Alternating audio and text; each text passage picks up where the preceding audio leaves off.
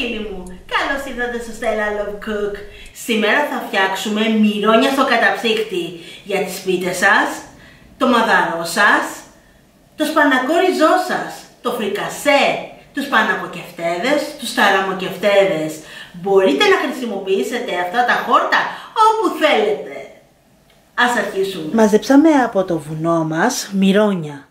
Τα μυρώνια είναι τα άγρια χόρτα που μαζεύουμε για την πίτα μας, αλλά και για το μαδαρό μας. Ποια είναι τα μυρώνια και πώς μπορώ να τα ξεχωρίσω και πώς ονομάζονται? Είναι οι λιπιέτες ή τα λάπατα. Ένα είναι αυτό. Κοιτάξτε τι ωραία που το έχουμε καθαρίσει. Μην αφαιρέσετε τη ρίζα.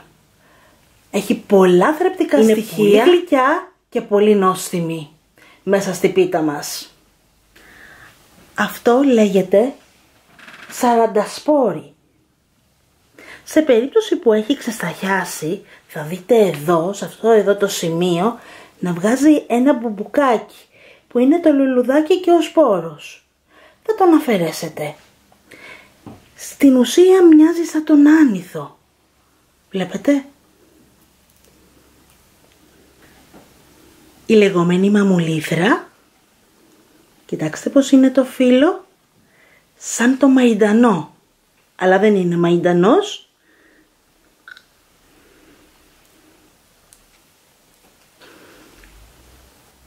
Οι παπαρούνες. Ναι, αυτό που καταλάβατε. Οι παπαρούνες που κάνουν τα κόκκινα λουλούδια που μαζεύουμε. Είναι καταπληκτικά μέσα στη πίτα μας και έχουν εξαιρετική γεύση. Η μαργαρίτα μας, έτσι λέγεται. Κάνει μια κίτρινη μαργαρίτα. Και το γαϊδουράγκαθο. Ένα εξαιρετικό χόρτο με πάρα πολλές θεραπευτικές ιδιότητες. Όλα αυτά τα χόρτα που είδατε έχουν πολλές θεραπευτικές ιδιότητες, πολλές βιταμίνες και σε κάθε περιοχή η ονομασία αυτών των χόρτων αλλάζει. Υπάρχουν και άλλα άγρια χόρτα που μπορούμε να μαζέψουμε, αλλά αυτή την εποχή δεν υπάρχει κάτι άλλο στην περιοχή μου, οπότε μάζεψα μόνο αυτά. Καθάρισα τα χόρτα μου, τα έπλυνα πάρα πολύ καλά και σχολαστικά. 5 χέρια. Ανατρέξτε στο κανάλι μου και δείτε το βίντεο. Πώς μπορείτε να καθαρίσετε σωστά και πώς μπορείτε να πλύνετε σωστά τα άγρια χόρτα.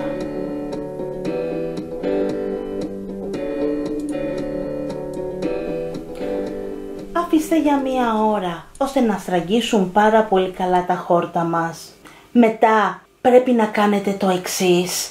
Πάντα θα έχετε μια μεγάλη πετσέτα και ένα τραπεζομάντιλο. Θα βάζετε από κάτω τη πετσέτα και από πάνω το τραπεζομάντιλο πάνω στο τραπέζι σας. Θα βάλετε τα χόρτα σας από πάνω και θα τα αφήσετε ώστε να φύγουν όλα τα περιττά νερά. Τώρα θα κάνουμε το εξής. Θα κόψουμε τα χόρτα μας. Κοιτάξτε τι έχω κάνει. Έχω εξοπλιστεί με τραπεζομάντιλα. Έχω βάλει στο τραπέζι μου το ένα και το άλλο το έχω βάλει μέσα σε μια μεγάλη λεκάνη. Κάθε φορά θα παίρνετε μία χούφτα στα χέρια σας με ίδια κατηγορία από τα χόρτα σας. Τώρα έχουμε στη χούφτα μας γαϊδουράγκαθα. Θα κόψουμε από την πάνω μεριά τα κοτσάνια μας. Αρχίστε να ψιλοκόβετε τα χόρτα σας. Δεν τα θέλουμε χοντροκομμένα, αλλά ψιλοκομμένα. Τα γαϊδουράγκαθα τσιμπάνε λίγο, αλλά δεν πειράζει. Η γεύση που θα έχουμε στη πίτα μας είναι καταπληκτική. Σε περίπτωση που δεν αντέχετε αυτό το τσίμπημα, μπορείτε να φορέσετε γάντια. Τώρα θα κόψουμε τα λάπατα ή αλλιώς λιπιέτες. Όλα τα χόρτα μας θα τα ψιλοκόψουμε ακριβώς με τον ίδιο τρόπο. Τα κοτσάνια θα το κόψετε λίγο πιο ψηλά. Τα φύλλα λίγο πιο χοντρά, όχι υπερβολικά όμως. Τώρα θα κόψουμε το σαραντασπόρι. Τα περισσότερα από αυτά τρώγονται ομά. Δοκιμάστε τα και θα δείτε ότι θα ενθουσιαστείτε. Αυτά τα χόρτα έχουν μια γεύση πιπεράτη, πικάντικη. Χρησιμοποιήστε τα μέσα στις σαλάτες σας και θα δείτε ότι θα με θυμηθείτε. Κόψαμε τα χόρτα μας και όπως βλέπετε τα έχουμε αφήσει πάνω στο τραπέζι. Τι θα κάνουμε? Θα τα απλώσουμε να πάνε παντού. Απλώσαμε τα χόρτα μας πάνω στο τραπέζι μας. Θα τα αφήσουμε να σταθούν έτσι τουλάχιστον για 12 ώρες. Όταν πιάσετε τα χόρτα στα χέρια σας θα δείτε και θα έχετε την αίσθηση ότι είναι στεγνά. Όχι, δεν είναι. Και όμως υπάρχει περιττή υγρασία όπου πρέπει να εξατμιστεί και να φύγει. Σε περίπτωση που κάνουμε το λάθος και αποθηκεύσουμε αυτή τη στιγμή τα χόρτα μας στο καταψύχτη μας, αυτό που θα συμβεί θα είναι να έχουν μέσα κρυστάλλους αλλά και να μαυρίσουν. Τα χόρτα θα χαλάσουν και δεν θα είναι πια πράσινα. Ακριβώς με αυτόν τον τρόπο έφτιαξα και το σπανάκι μου και είδα ότι δεν κρατάει μέσα στον καταψύχτη γιατί μαυρίζει. Αυτό που μπορεί να συντηρηθεί πάρα πολύ εύκολα μέσα σε αυτά τα χόρτα είναι το σέσκουλο. Οπότε μπορείτε να προσθέσετε 1 ή 2 χούφτες σέσκουλο μέσα σε αυτά τα χόρτα. Εάν γνωρίζουμε τα χόρτα και αν είμαστε σίγουροι το τι πρέπει να μαζέψουμε και γνωρίζουμε το άγριο σέσκουλο, είναι πολύ πιο νόστιμο. Δυστυχώς δεν το βρήκα για να σας το δείξω. Έχει μια τέλεια γεύση. Και μέσα σε αυτά τα πιπεράτα χόρτα, τα τόσο πικάντικα, η πίτα μας βγαίνει εξαιρετική.